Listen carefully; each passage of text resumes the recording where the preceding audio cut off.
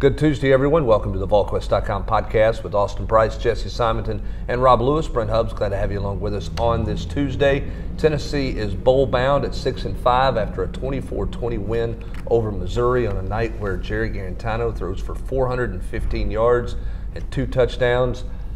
I'll just start with this. How shocked or surprised are you that Tennessee's a bowl team?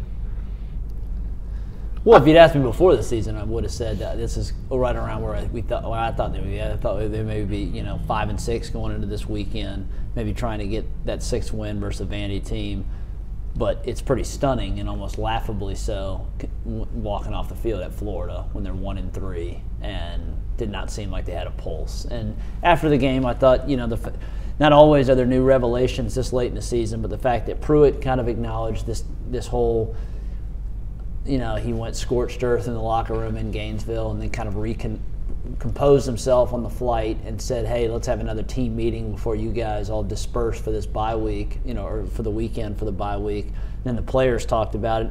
Whatever happened in that meeting, unlike a lot of these closed-door team meetings, it did seem like something changed. A couple of guys ended up leaving the team. The guys who bought in, and it didn't happen the next week, obviously, because you lose to Georgia, but they did play a little bit better, and then now you've seen it translate to what they are now. They've won 4 games in a row. So, the second half second half turnaround has been pretty remarkable. Well, I think we'd all be lying if we said we thought we saw it when they were sitting there at 1-4. I thought that if any chance they had would require beating Vanderbilt. To be bowl eligible before Vandy rolls in here. They literally, all these games, have been talked about, before you can, I told Jesse the other night, before you can run, you got to learn to walk, and walking is beating South Carolina and Vandy and Missouri and Mississippi State and those teams. And they've literally run perfect to this point, with Vandy rolling in here Saturday and won every one of these, quote, 50-50 games or games they've not been able to win in the last several years. And they've done it in different ways. They just beat the snot out of South Carolina. They've found ways to almost give it away a couple times at Kentucky and Missouri, but then found ways to make plays to win the football game late. And, again, I go back to this team's got 3 kind of cool comeback stories when you got Trey Smith battling blood clots, Jajuan Jennings, that obviously is a long-term comeback from being dismissed 2 years ago, and then Jarrett, who's as good a comeback story as anybody, being left. He wasn't just left for dead. He was buried. He was buried leaving Tuscaloosa, and somehow dug himself out of there.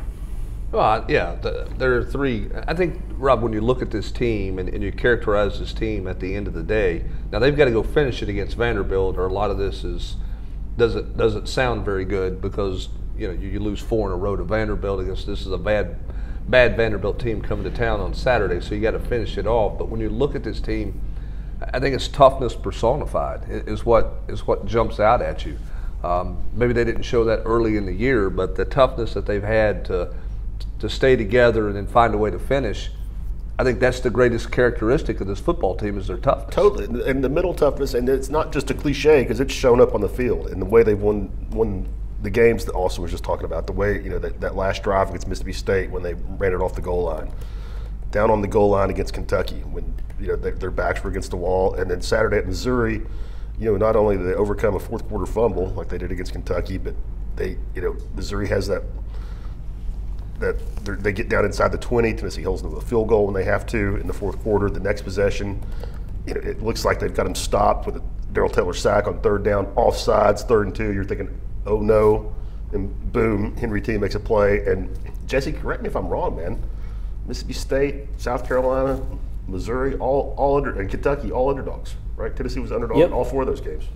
It's not like beating the Patriots, but Tennessee was an underdog in all 4 of those games and won. And they've won it in different different guys have made plays, young players, old players.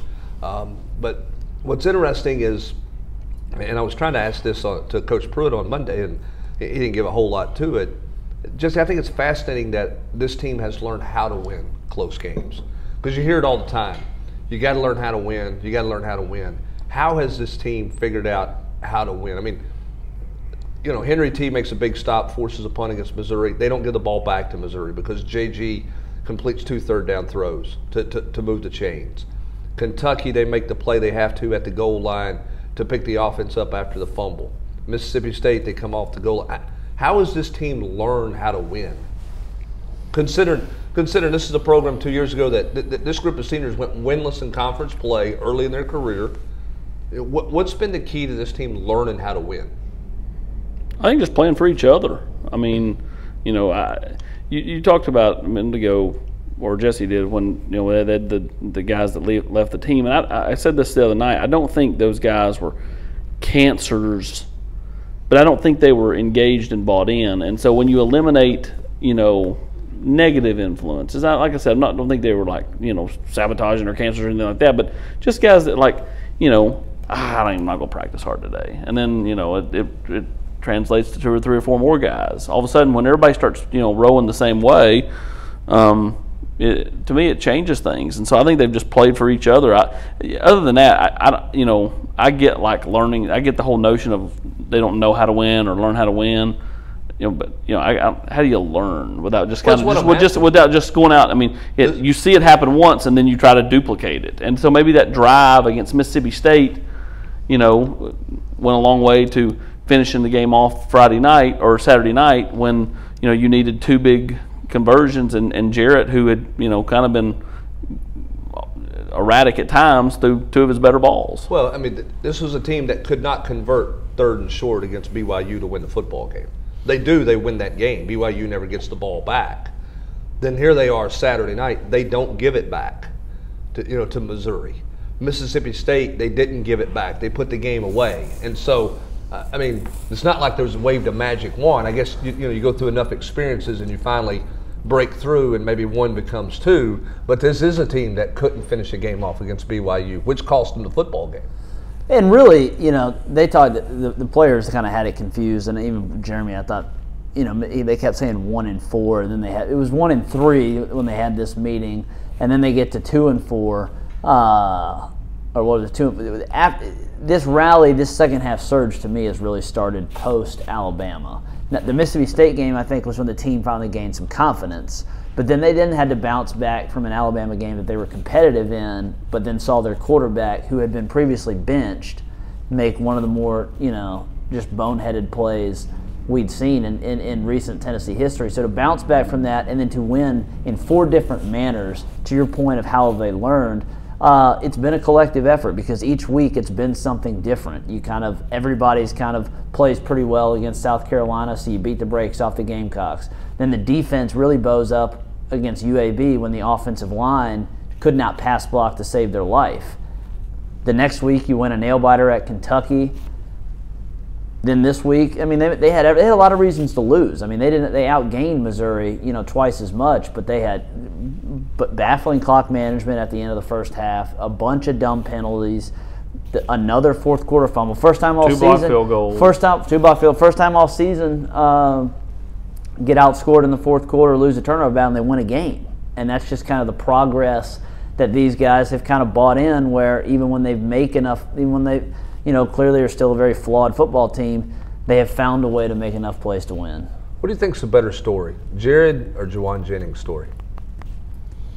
I think it's Jarrett, just because with Jajuan, it was nobody ever questioned whether or not he could play. It's definitely a good story that he worked his way back, did everything that he that was asked of him, and is going to leave on the kind of mark he is. But I go back to what Austin said. We were coming back from Tuscaloosa. I didn't really know that Jarrett would ever play again, barring injuries. Yeah, most people thought he already had a foot in the transfer portal, yeah. And now he's talking after the game that I'm a Tennessee Vol, and it sounds like Austin's premonition that he would be back next year is looking stronger and stronger by the day. Yeah, the kid's clearly started to show, and Jeremy talked about that.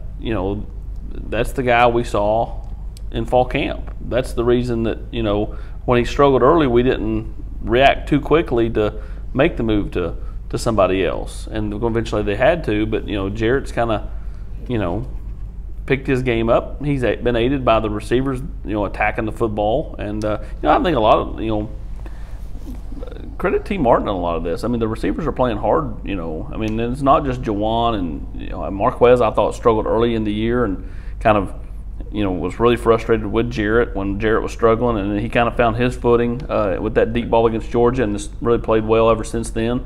But definitely, I think it's Jarrett. I mean, we all knew he was kind of tough physically because he just took a beating the first 3 years. But mentally, to go through what he's went through, and again, the play warranted him coming off the field. Did not warrant any of the other stuff he talked about the other night. And for him to battle through that and just always stay mentally engaged. I mean, he had every reason to mail it in, not care what happened in practice, not be prepared on Saturdays, and he stayed prepared. And every time that they've had to turn to his number when he was coming off the bench, he was ready. But I will say this. I mean, the Saturday night's game was almost just even. I mean, because he has been unflappable the last few weeks to be able to bounce back from what happened to him, getting benched, then getting buried after Alabama. But, I mean, some of the throws he made Saturday night were just absurd. Just, deep ball, just dimes right to where his big old receivers could make it. And yet he still had the Jarrett Garantano where he can't throw a swing pass. He had that one. He could have easily thrown for over 500 yards. He had that one drive where Chaney dials up 3 straight passes, goes incomplete behind the receiver, incomplete way over the head of the receiver, incomplete, almost got the receiver killed. And it's like, what are we doing here? And then he comes back up, bomb. Couldn't hit a swing pass. Very next play is like just a perfect fade route to Callaway for a touchdown. I mean, it was just kind. He took a shot. Yeah, took a shot, stuck in, and he again had the kind of the third down magic that he had against Auburn. Only it was a little bit different. It wasn't just all the chuck it up deep. But isn't that Jarrett though? He hit crosser. Well, that's what I'm saying. I mean, look at Florida. Florida, you missed the wide open dom, and then the next play to a seed. But that's my point. Is that this was like the encapsulation of that on steroids, because he ended up he was able to stay in the game and complete enough passes where he was only the third quarterback in Tennessee history or whatever to throw for 400 yards. I mean, it was a pretty bananas performance, and his ability to convert third downs, 40% of that yardage of those 400 yards came on the money down, and that's how Tennessee won the game on Saturday. Both touchdowns came off those. Some huge 3rd and 18. Oh, just missed a swing pass to Ty Chandler. That's all right. I'll throw a perfect seam pattern to Jajuan Jennings. Yeah, and I think that's the thing is it wasn't like it was 3rd and 4 he was converting. It was 3rd and 8, 3rd and 12, 3rd and 18 or whatever. It was, and again, a lot of it was in the middle of the field where you had not seen him have that much success. It's the best he's thrown the ball in the middle of the football field, in my opinion, since he's been at Tennessee. Back to Callaway and getting Callaway going, I think they finally started calling stuff that fits his game. I mean, look, he's the best high point ball guy on the team. No offense to Jajuan Jennings. If you're going to throw 2 jump balls, I'm going to take my chances on Callaway over Jennings, and that's not because Jennings is bad. I just think that's the best thing Callaway does. And they threw that fade in the Georgia State game to start the year for a touchdown. You thought, okay, here we go. That's what they do. And they kind of got away from throwing jump balls to him, it seemed like. But they've gotten back to that, and it's been money for them. And that's why it was all the more baffling that they go aggressive at the end of the first half and then don't call timeout with 8 seconds left to call up that very play. But do you think that there was a point where I'm sure Chaney wanted, and I'm just speculating here. I don't know this. Knowing Jim Chaney's personality, let's get one more play in. I wonder if Pruitt in his mind was going, how many interceptions we've thrown in the end zone at the end of the first half this year? Let's get the points. And he took the points. Yeah, I guess. I mean, you might be right. I mean, it's just strange to be as aggressive as they were on that drive and then to race down. They obviously had to burn a timeout before the drive even started. That was the bizarre one there. Which was the mistake. You walk out of a timeout, and it wasn't like I looked at Austin like, what the heck? What are we doing here? What is going on here? And then on the replay, it wasn't like they had 12 men out there or the team was not confused. Jeremy just walks down and calls. Yeah, strange. The clock, the management. I thought in-game management was not. Jeremy's been good about that. Has been good at that. His first 2 seasons as a head coach. Saturday was not his best night. 12 men on the field again. The decision to punt after Dom is 6 inches away. You end up gaining nothing field position wise out of that punt. So some strange decisions. They got caught on the 12 men on the field because they put 15 guys out there at the start of every possession, and then they want to dial up what they're in. and Missouri sprinted off the sideline straight into formation, and they couldn't get off the field in time. It wasn't that somebody was confused on am I on or am I off. They just got caught in that deal, and you knew at some point that was going to catch them, and Missouri caught them in that one. That's how they ended up with the illegal substitution that they had there, because they wanted to wait and see kind of what package they were in. So Vanderbilt's coming to town, not very good. What do you want to see out of Tennessee this weekend, other than winning the game? What's important for Tennessee this weekend? I do think this is an opportunity that Tennessee could put together its most complete game of the season. It's kind of built up to this. They were sloppier Saturday than I thought they'd be. I mean, I know all four of us picked them to win, but if you had told me that they were going to be as sloppy as they were, even if Jarrett threw for 415 yards, that's why the game was a one-possession game at the end. I could see Jeremy, this is a game Jeremy knows he has to turn around in terms of the series. He can't lose to Vanderbilt again. The fact that the kind of a Florida Bowl game's on the line. Last opportunity for some guys, the Butch Jones orphans to play in front of the home crowd. Nigel played great again on Saturday, but I would not be surprised if he had a monster game, if Daryl Taylor had a big game. And then, as AP did this great sit down with Jajuan, we know how much this game means to Jajuan Jennings, and he didn't get to play in it 2 years ago. I think I could see it coalescing into Tennessee's most complete performance of the season. You agree with that? Yes, because I think Vanderbilt's bad. I think they're bad, and I think Tennessee is just. And that helps. There's so much confidence right now, man. I just think they're ready to seize this moment, to finish on a high note. They just like we all said last week. It was just felt like two teams headed in different directions, and that's magnified this week against the Vandy team that has been pitiful. Vanderbilt's going to have to worry about playing in front of a crowd for the first time in a couple of weeks too, right? Because there was like 150 people at that deal on Saturday. There wasn't many more in Columbia. It was like a bigger Vanderbilt. I do think that Tennessee. I thought going into last week's game, if Tennessee lost to Missouri, that things were going to get real tight, just based off of what happened last year. I know Vanderbilt's not very good, but all of a sudden, the pressure was on Tennessee. All pressure was going to be on Tennessee. Now, I think they're going to. I told Jesse, I don't know if I pick them to score 50, but I think they score 40 plus. On Saturday, and I just think that, Jason Swain talked about this when we were in the locker room Sunday night, just talking about like how emotional Senior Day is, and like it's you get real emotional, and Jajuan kind of teared up talking to me about it. Can you imagine what Saturday's going to be like for him and some of those other guys?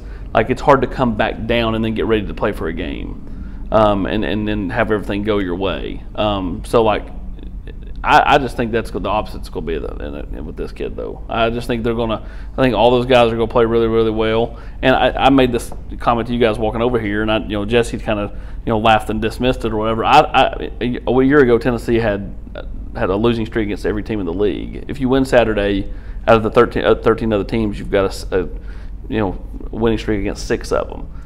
That's a nice flip around in a year, especially when you look at 1-4 start to the season. So, we said going into the year, Tennessee had to learn how to win this type of game. And, the way they've played the last month, I think gives them a lot of confidence, and Vanderbilt's not very good. So, I think Tennessee's going to play really, really well Saturday. Tennessee is going to have the seniors run through the tee individually. Yeah, the way they used to do it, and as opposed to handing out flowers and plaques or whatever they did along the sideline at the high school versus senior Here's day. A good prop bet. Who gets the second loudest cheer after Jajuan? Is it Batuli, Warrior, Taylor, or Callaway? Trey Smith asked to go through the tee as an individual?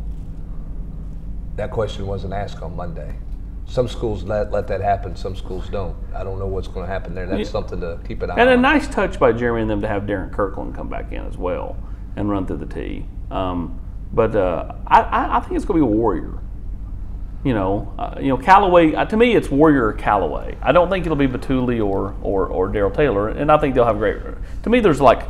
You've got Jajuan up here, and then all those other guys are kind of in that same realm. They're really, fans really like them a lot, So I think they'll be very similar cheers with a lot of those guys. I'm going to go with Batuli because I think this fan base understands how important he's been to this team this year. Yeah, I think it'd be Batuli or Warrior, and what he's meant to them down the stretch. All right, before we go up into recruiting, what will be your lasting impressions of the senior class? Just sticking it out, man. I mean, coaching changes are tough on kids, and the way that it's easy to pick, especially these days where there's easier than ever to transfer and find a new home and get eligible. And I mean, for these guys to stick it out, to buy in, to not give up, especially this year at 1-4. You can kind of see it the first year, like, yeah, let's give this guy a chance. I'm a junior. I don't want to leave him start over. But to be a senior and start at 1-4 and not mail it in, to keep working and to help figure out a way to make it better. I mean, I think these guys deserve a ton of respect for the character and the work ethic they've shown. Yeah, I mean, I agree. I mean, the gumption, the perseverance. It's not only overcoming the adversity of what happened in the past, but then to be in the present, and the season just unfolds. You believe you have this great fall camp, and there's all this optimism, and you come out and just completely lay an egg, and then you lose a game you shouldn't lose against BYU. For them to not only bounce back from that, but then get embarrassed at Florida and not fold. And for these guys, the Batulis, the Warriors, the Darrell Taylors, for them to kind of spearhead this second half surge, I think it has been special to a group that had been really cast off and maligned for so many years. Yeah, they should be fondly remembered. For all those things Steph had for me. I think the other thing that I'll remember about some members of this class, look, Jajuan Jennings could play. Okay, we all knew that. It was a matter of him staying healthy. Callaway had made plays from his freshman year. But I look at a guy like Batuli and how much he's improved. The level of play he has right now compared to where he was a year ago when he was struggling in this defense. I look at a guy like a Warrior who was not existent the first 3 games of the season. You didn't even know he played. I mean, we talked about it. Should he even be on the field? He's playing so bad. To play at the level, I mean, he's playing all SEC level safety right now. Is something that will stand out to me. It's just about their development. And look, coaching, there's a lot of coaching involved there, but there's also a lot of willingness to learn and develop themselves when you didn't have to. I mean, as Rob mentioned, you could go in there and think, okay, I got 8 of these left. I got 7 weeks left. Let me just get through it. Yeah. And they didn't. Some guys decided, hey, I want to learn. I want to get better. I want to take some really hard coaching, and they did and got better. So, and that was kind of the thesis of my opener review piece right. from a week or 2 weeks ago for the Kentucky game. That absolutely the coaches deserve some credit, but I think, especially in this day and age, when oftentimes the coaches get so much of the acclaim, that those players in particular deserve kudos for what they've done. And I meant to mention this earlier. This goes back to your point, Brent, about learning to win. Tennessee at 6-5 has a point differential of plus 1.2. That's pretty strong when you're talking about learning how to win close games. I mean, that's unusual. Tennessee and Illinois, same amount of wins as Texas. Well, I remember this was when Butch Jones was coach, and they had lost a couple of close games. They lost a Florida game that was basically a one-possession game they gave away late. And I remember talking to Philip Fulmer for a column I did several years ago about what's because he won close. They figured out ways to. How do you figure out a way to win those close games? And he said it just comes with experience. You have to go through enough of them, and then when you have a little success, it builds and it builds. And he goes, I'd love to tell you we sat down and drew up the formula for winning it. It just kind of happens the more you're in those moments. The fact of the matter is, a year ago, Tennessee wasn't in enough of those moments. Yeah, all the 26 points losses, and right. Now you're in those moments, and remarkably, they found a way to do it. All right, let's jump to recruiting. To me, the biggest news of the weekend is Amari Thomas has decided he's going to do something earlier than I thought he was going to do something, Austin. What do you make of Thomas's decision to announce his commitment the first week of December? What's that mean for Tennessee right now, you think? And are you surprised he's doing something this early? I'm surprised. He's always had this kind of dream to do it, at one of the All-Star games. He was supposed to do that at the Army game, and then decided not to. I think that's a good sign for Tennessee. Is that because he's going to sign early, you think? I mean, if you do it at the Army game, either the cat's out of the bag if you sign in December because it never holds, or you're waiting to sign to February. You think he just wants to get it over with, so now he's doing it this way? Yeah, I think so. I think he has felt more and more comfortable about his kind of top 2 teams, which have been Tennessee and Ole Miss for a while. He's going to go to Auburn this weekend. So you can't discount. Uh-oh. You can't discount Ronnie Garner and the Tigers. C.J. Hardy. But Tennessee's kind of had the momentum there for a while, and Halloween's over, AP, and you just spooked them again. I know. But hey, he's going to visit there. He's going to visit there. I made the mistake of dismissing Auburn with Jay Hardy, so I'm not going to do that. I think we all did. I'm not going. Well, everyone did. I mean, no, again, that wasn't just me, but I'm not going to do that again. But point is Tennessee's had the momentum there for a while with Big O, and to me, the only way that he doesn't come to Tennessee is if they just look at it from a family standpoint and say, that hour and 20-minute drive to Oxford is just so convenient for all of us. Interesting, Oxford and Oxford Ole Miss has promoted an in-house candidate to be their AD. Yeah. Which probably means Matt Luke is safe. Whereas had it been an out-of-house guy, he might have been in trouble there. So it looks like he's going to make it. So a little more stability in Oxford than some people thought there was going to be a month ago. Whether that helps them in recruiting with Big O and others remains to be seen. But that is something that is noteworthy coming out of Oxford, because I think a lot of people thought in October that they were going to go in a different direction if a new AD came in, but they're promoting within. Probably gives Matt Luke at least another year at that job. So you got Big O doing something. That's, to me, the biggest noteworthy story coming out of the weekend in recruiting. But Tennessee's got several key guys coming in this weekend, Jesse. Looks like it's going to be, it's Thanksgiving weekend, I know, but for the Vols, that there's going to be several guys on campus that are going to be important for them. Yeah, I mean, this is one that they've been kind of building up on the last couple of weeks as they've circled. All right, our board's changed. How are we looking at it differently? So a guy like, Cahill has suddenly emerged, the inside linebacker, who's still committed to Nevada. Tennessee's looking to flip that this weekend. That's a huge visit. He's become a legitimate priority. His offer list maybe wouldn't, to a general fan, maybe wouldn't warrant as much, but he's a guy that Tennessee believes has had a strong senior season. They'll also have a couple outside linebacker guys committed elsewhere. Morvan Joseph, Florida State. I still think the Gators probably are the most likely team he flips back to, but he's coming up here. And then Jajuan Banks? Yeah, the kid that's committed to Mississippi State. He's a guy that the staff liked this summer, but he was already committed to the Bulldogs. Does he look around? Now that there's renewed rumblings of what's going to happen in Starkville with the domino effect of the coaching landscape, since Shiano, reportedly turned down Rutgers. What does that mean for Moorhead? So those are probably the three most interesting official visitors. But then AP, Whitehead's going to be back. Does he do something soon after? That's going to be an unofficial visit. Who else do they get up here unofficially, aside from the usual cast of guys like Tyler Barron and the like? Yeah, I agree. I think that ultimately, you want to try to have a nice core group of unofficial visitors here this weekend for Vanderbilt. You want to try to get 2021s in here because you do expect a really good crowd. And I think that the more guys you can have that are younger players, the better. And, I think getting Lenneth up here is huge, because I do think you have a chance to really kind of solidify that one. And then, Cahill visited Colorado this past weekend.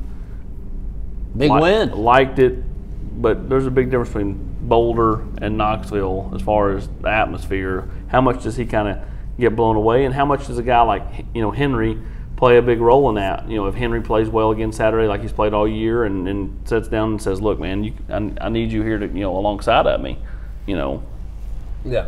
Well, and hey, that guy's done a great job at Colorado. I know they're playing in Pac-12. Pac-12's not a great conference. He's done a really good job. Mel Tucker? Yeah. They've had an up and down season, but that was a big win. They were not supposed to beat Washington on Saturday. Yeah, so he's done a good job. One other thing, AP and I talked about this. I think kind of a storyline for Tennessee fans to follow as we enter a couple, obviously important weeks in recruiting before the early signing period. Where does does Keyshawn Lawrence make it back to campus here, or does he visit somewhere else? I think that's going to be something to watch.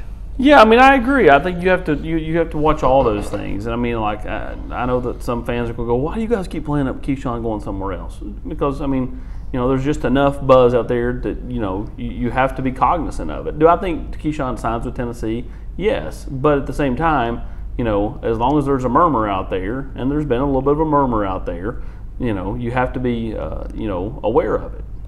Well, and this streak of wins, do you guys think it's more beneficial for 2021s than it is 2020?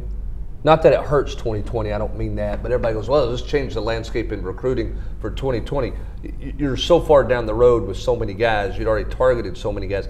It helps with them, but does it help more with 2021 than it does with 2020 in terms of impact? I think it's way more important for the underclassmen. I just think that Tennessee's board's changed a bunch anyways, but it changed after they lost to Georgia State and BYU, and that's why Noah Sewell committed to, Now, Noah Sewell ended up apparently not having the interest from the SEC schools in the end. Maybe I don't know the particulars of how his senior season played out. I know he was hurt a bunch, but some of those guys changed. Rakeem Jarrett moved on, So I think it's going to be important for, Tennessee finishes out 7-5, has a chance, saying they win Saturday, and then has a chance to add another W during the bowl week. That's something that this staff is going to sell super hard in January when they're walking all those schools during the spring. Yeah, I think it just gives you a ton of stability moving forward. Hey, they're established and Tennessee's heading in the right direction. All right, speaking of heading in a direction, the Tennessee basketball team is headed south to Niceville, Florida for what's a really nice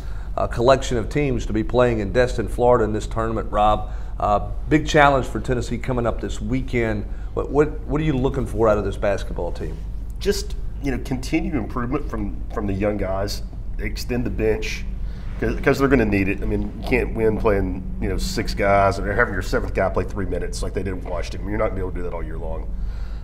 So continue to develop that aspect of the team. Is that just a commitment that Rick Barnes has to make, just to play through it with some guys? I think he's going to, but like that game at Washington, I mean, he just told me he just didn't trust the young guys, in that kind of a game. He wasn't going to, put Devontae. I mean, Devontae Gaines has played in every game except for that one. Pember played a little bit more last week. So the only one of those young guys, I don't count Josiah because he's a starter, but he's got some trust in Olivier.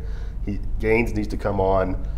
Pember needs to show. I mean, that was a really bad team, Alabama State the other night. But Pember came in and showed you some of the things he could do with, 8 points and 9 points in 8 minutes.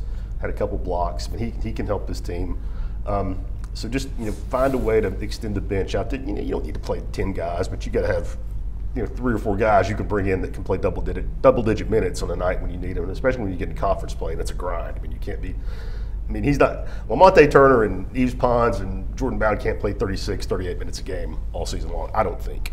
So that's what I'd like to see. And, rebounding, short with the rebounding. Even in the game when they won against Washington, Tennessee still got out-rebounded by 10. They're going to see some size against Florida State, against Purdue if they see him. VCU is kind of long, but not like the other two. And turnovers are. When they played good teams, turnovers have been a bit of a problem, especially for Lamonte. Does the fact they're playing back-to-back games make Rick Barnes play deeper bench? You have to, right? I think you have to. Which is probably what this team needs. I mean, he has to. Because I get that you didn't trust him in Washington, so why are you suddenly going to trust one of them Friday? You're going to be forced to. Yeah, you're going to be forced to play. You can't play 78 minutes in 2 days. In 24 hours. Right, in 24 hours to win that. The Turner shot deal, Turner with his shoulder, how does Tennessee manage that? I don't know. I think it's a real thing. For Rick to come out and say it, he's not one to make excuses for kids. And so for Rick to mention it virtually any time, somebody asking about Lamonte struggling, it's a real thing. He's missing practice time while he manages it. While he's been to see a couple people about it. So it's obviously the way he's playing, he's not. I don't think he's in pain, but I think it's definitely done something to the way he's shot, and people are mystified by it. Obviously he's had every test, diagnostic mechanism available, looked at it, and there's. Rick says there's no structural damage. It's not, it's not a muscle thing. It's just kind of a mystery about why he's having the discomfort, but pretty clearly it's affecting him. So Tennessee will, if he passes the ACT, will bring in a new player in January. What do you like about his game? What do you like about this? Just from talking to people and watching what's available out there on YouTube, the kid's a pure point guard. He's got a really good feel for the game, and you can see that. He's a pass-first guy. He's got good athleticism, but just just the way a lot of those, the European guys you see, it has a really unique feel for the game. Can get other guys involved, plays with a little flair. And one thing you got to like about him, playing internationally, he's played against some big time competition. I mean, it's not like and some older guys too, some more physical guys. Older guys. I mean, I don't think the physicality of the American style is going to bother him. I mean, he attends the NBA Global Academy in Australia, where there's a lot of big time talent guys that are going to play, not necessarily come to college, may just play professionally overseas from the jump. So the competition's not going to be something I don't think that he's going to struggle with. For people that think he's going to come in here and play right away, I might pump the brakes on that a little bit. I mean, maybe you can give a shoulder to Monte.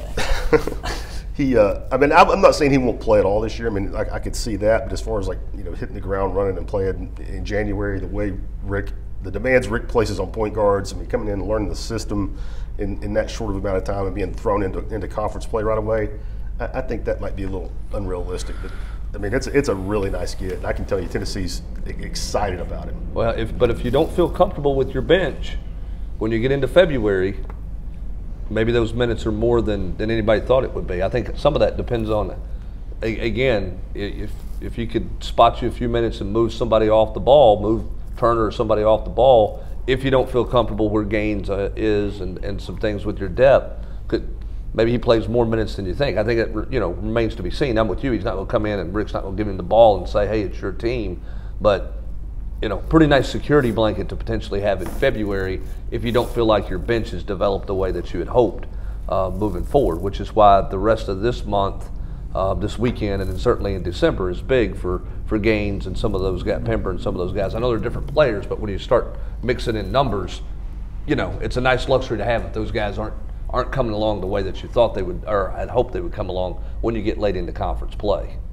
Don't you think? Yeah, I agree. But, I mean, I think their biggest issue is depth at the front court right now, and I don't know. Right. He's not really going to help you in that regard.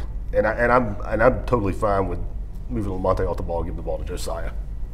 Yeah, as he continues to move forward in his development as well. So big weekend for the Tennessee basketball team as they play in that tournament down in Destin, Florida. Big weekend for the Tennessee football team, who will honor a senior class whose toughness should not be forgotten by anybody anytime soon, and an opportunity to get to 7 wins in this season, a remarkable turnaround for this team. We'll have full coverage of Tennessee and Vanderbilt leading up throughout the week, as well as Tennessee basketball recruiting as well. That's going to do it for this edition of the Volquest.com podcast. For Jesse Simonton, Austin Price, Rob Lewis, I'm Brent Hubbs. Thanks for joining us, everybody.